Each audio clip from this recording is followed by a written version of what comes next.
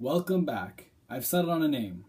Jack Sports. It's nothing crazy, it's just my initials followed by sports, because that's what we're here to talk about. Now let's talk about it. The NBA draft lottery was on Tuesday, and the Boston Celtics ended up with the first overall pick, which was expected. They had the highest statistical opportunity to do so, as they received that pick from a trade with the Brooklyn Nets, who came dead last in the league this year. The Phoenix Suns were supposed to have the second overall pick, but they fell, and the Los Angeles Lakers moved up and took the second overall pick. And that's not only good for the Lakers, it's good for basketball, and I'm going to get into that in a little bit when I do my NBA mock draft. The Suns fell again, and the third overall pick went to the Philadelphia 76ers, and the Suns settled with the pick in fourth overall. Fifth overall, the Sacramento Kings jumped up from 8 to 5, and they took the fifth overall pick, and then after that, everyone just got bumped down. There are a couple of stories I want to talk about from the draft lottery that don't involve Hoopixware. The first being Devin Booker. Devin Booker had a special guest with him on Tuesday night, that being Noah Smith, an 11-year-old Special Olympian, and not only Special Olympian, but a state champion of basketball. The two didn't just attend the draft lottery together, they spent the whole day together, shooting hoops at Brooklyn Bridge Park, going for pizza, going to the One World Trade Center up to the observation deck, and then attending the NBA draft lottery together, where Noah gave Devin Booker his gold medal for good luck. I think this is great. I have nothing but respect for Devin Booker, and I applaud him and the Phoenix Suns organization for doing this. I think it's great. The second story I want to talk about from the draft lottery is Joel Embiid. At the draft lottery, Joel Embiid said the following statement: "We're gearing up at the right time. When we start getting good, that's when Cleveland and LeBron will start going down."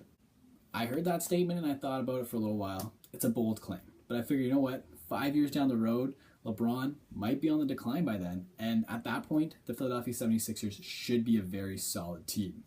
But that was the end of Embiid's statement. He continued by saying this: "When I say we're going to be ready to win when the Cavs are going down, that doesn't mean like 5 years. Next year, I think we're going to be ready to win."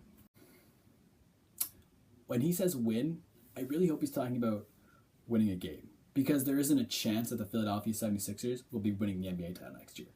I will be impressed if the Philadelphia 76ers will make the NBA playoffs and get swept by the Cavaliers in the first round. That will be impressive to me. There's just no way that a team whose stars, Ben Simmons and Joel Embiid, who should have played a collective 3 seasons already, who have now played a total of 31 games combined, are going to be able to be arguably the greatest basketball player we have ever seen coming off one of his best seasons ever.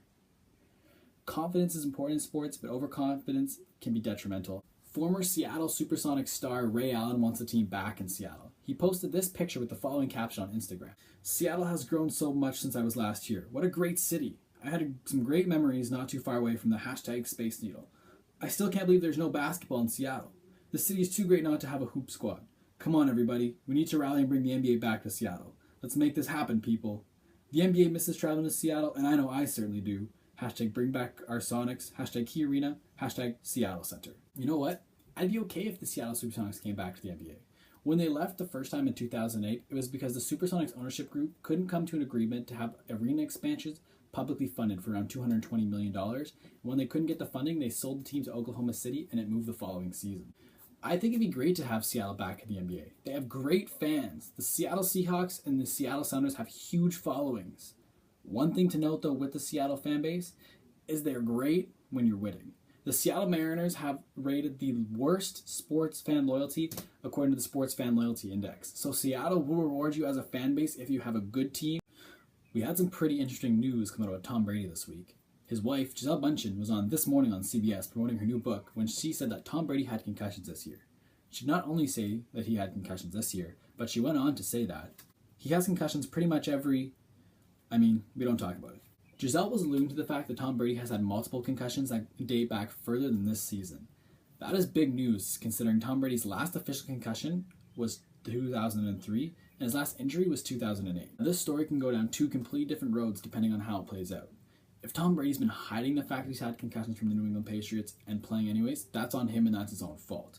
If the New England Patriots have known Tom Brady's had a concussion and willingly let him play, that's a completely different story that could negatively affect this organization. Neither Tom Brady nor the New England Patriots have made a comment on Gisele's statement yet, but Tom Brady's agent, Don Yee, went on record and said that Tom was not diagnosed with a concussion last year. Now, this statement has some holes in it to me. To be completely honest, he said he was not diagnosed with a concussion. He never said he did not have a concussion outright, just that it was never a diagnosis. That's a little bit questionable to me, and also the fact that he did not touch on past years. He only talked about last year, when in Gisele's statement she alluded that there's been multiple ones in the past, not just last season.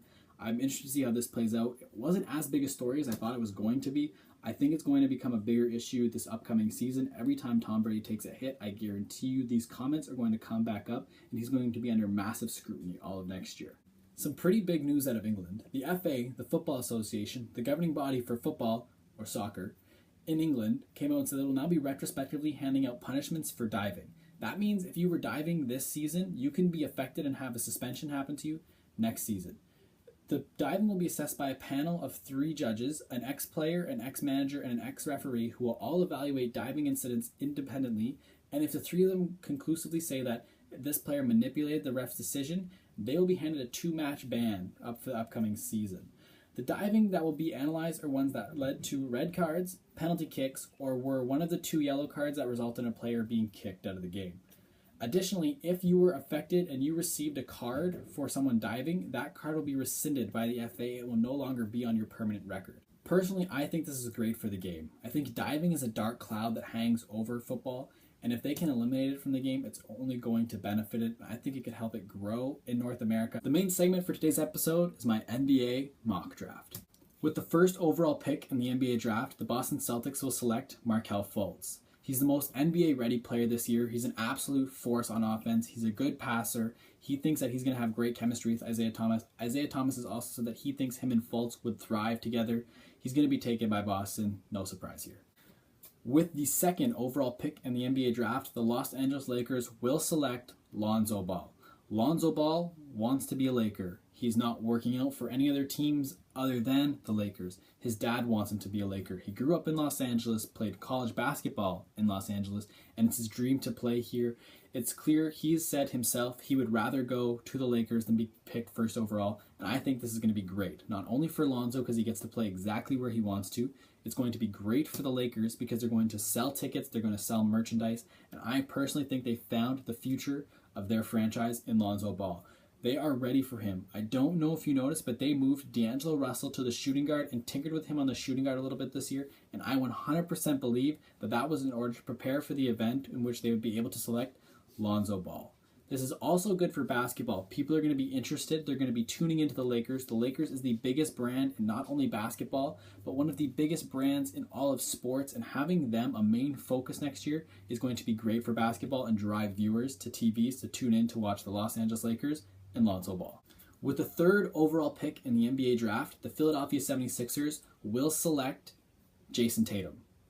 This might be a shock to some of you. I've seen Josh Jackson and De'Aaron Fox projected to go for the third overall pick, but I personally think it's going to be Jason Tatum because the Philadelphia 76ers need shooting, and Tatum is a great shooter. Jackson is a great player. He's NBA ready, but he's not going to be the shooting that the Philadelphia 76ers need. I think it's going to be Tatum, and I don't think it's going to be Fox because 76ers head coach has said that he plans on moving Ben Simmons to the point guard position, and then that would open up the small forward position for Tatum. And in the event that Ben Simmons does not get moved to the point guard position and he stays as a small forward, I think that Tatum could evolve and become a shooting guard player. And additionally, I think the 76ers should go all in and try and get Kyle Lowry to round out the point guard position. I think it's a great idea for the 76ers, and I believe that they'll be taking Jason Tatum with the third overall pick. With the fourth overall pick in the NBA draft, the Phoenix Suns will select Josh Jackson.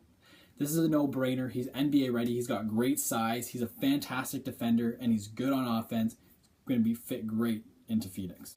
With the fifth overall pick in the NBA draft, the Sacramento Kings will select De'Aaron Fox. He's a fantastic guard. He's explosive. He's got quickness. He's as fast, if not faster, than John Wall. He's a great player, and I think he's going to be a great floor general for the Sacramento Kings down the road. With the sixth pick in the NBA draft, the Orlando Magic will select Malik Monk. I think Malik is a great player. He's a great shooter. My one concern is he can be a little bit streaky. He can shoot you in or out of a game. I think if they can really develop him and get him a little bit better on the defensive side of the ball, he could end up being a very nice player for the Orlando Magic. With the seventh pick in the NBA draft, the Minnesota Timberwolves will select Jonathan Isaac. He's a fantastic defender, and he can play multiple positions. He can play the power forward or the small forward. He's 6'11". He's dynamic. I think he's going to fit in very nicely in Minnesota. You can use him as a small forward when Karl Towns plays power forward. You can use him as a power forward when Towns is as a center and Andrew Wiggins is a small forward. I think he's going to do very well in Minnesota. I think he's a very nice pick. We're going to hustle through the last half of this draft. I'm only going to do the first 14 picks, those teams involved in the draft lottery. With the 8th overall pick in the NBA draft, the New York Knicks will select Dennis Smith. With the 9th overall pick in the NBA draft, the Dallas Mavericks will select Lauri Markkanen. I think he's great. I just want to touch on one thing really quickly with him. I think if he can get in and play behind Dirk Nowitzki and learn from Dirk, he could end up being a good player. With the 10th overall pick in the NBA draft, the Sacramento Kings will select Zach Collins. With the 11th pick in the NBA draft, the Charlotte Hornets will select Donovan Mitchell.